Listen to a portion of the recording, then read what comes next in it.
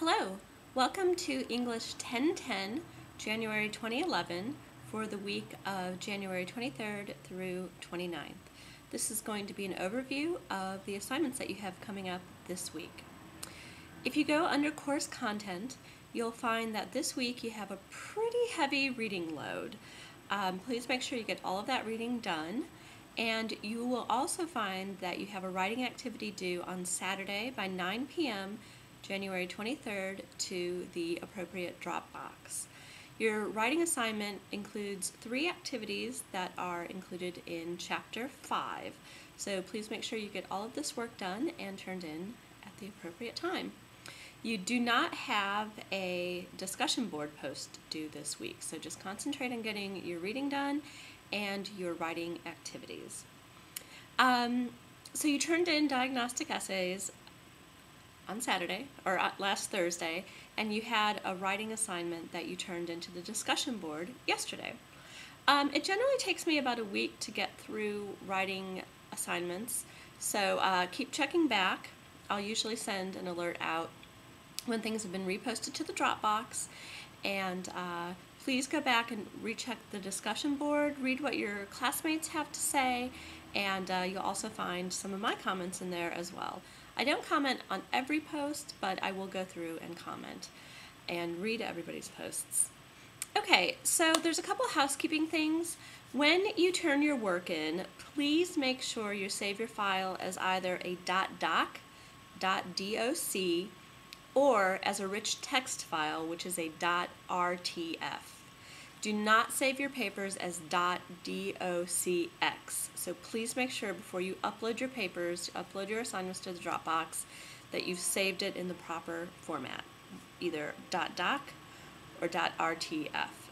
Also, some of you may have noticed that on the Dropbox you can only submit one paper, so please make sure it's the paper you mean to upload. Okay, for this week you read Chapter 1, and I just want to review a couple of things that were highlighted in Chapter 1. First of all, the goals of the book. This is really important.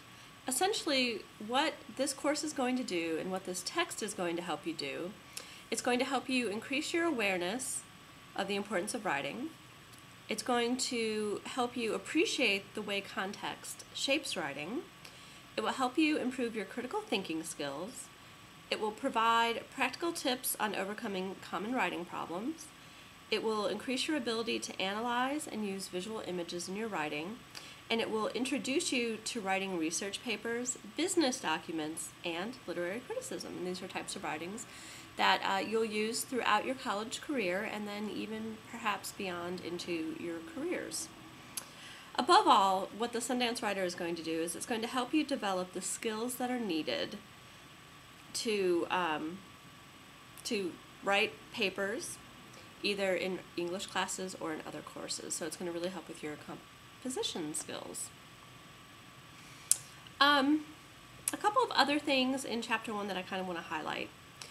We live in an era where most jobs are going to involve exchanging information, so it's really important that you are comfortable using the written word. The opening chapters of the Sundance Writer explain how to analyze, interpret, and use images to enhance your critical thinking and writing. But we also have to keep in mind that writing outside of college takes place in a special context. So to be effective in your future career, you need to appreciate the needs of writing in the workplace as well. And so we'll also perhaps review areas on writing email, resumes, cover letters, and reports, things like that. And if we're not able throughout the course to cover those particular things, you may want to take the time and review them yourselves. So one of the things you want to keep in mind as you write is context. Think about who you're writing for, who you're writing to, and what the purpose of your writing is going to be. When you send me an email, the context is completely different than when you send, say, your best friend an email. So keep that in mind. When you email your professors or your boss or somebody who maybe has authority over you, you want to think about the language you use and your word choice. You don't want to write in slang, you don't want to write in all lowercase, you don't want to write in all caps, and you don't want to not use punctuation. So keep that in mind, not only when you email me in regards to this course, but also when you are posting things to the discussion board and replying to things on the discussion board. As we get further into the course, we're really going to talk about context and content and how all these things work together. Our class is going to culminate in a research paper where you'll be required to do some outside research. So we will eventually talk about library skills and research skills and how to integrate outside sources into your paper and how to do it in a way where you avoid plagiarizing. Okay, so again, you actually have quite a bit of reading to do this week, so please go ahead and get started on that. You have 3 writing activities that you can find in Chapter 5 that are due on Saturday.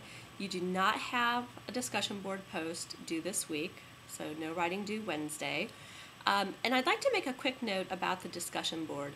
Please do not work ahead, because as the semester progresses, some of those assignments may be tweaked or they may actually disappear altogether and be replaced by something else.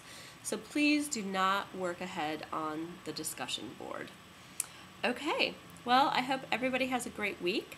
I am going to get started with reading diagnostic essays. Remember, these essays are not graded, but they will provide you with some feedback on what you need to focus on with your writing. Okay, have a great week, and as always, please email me if you have any questions.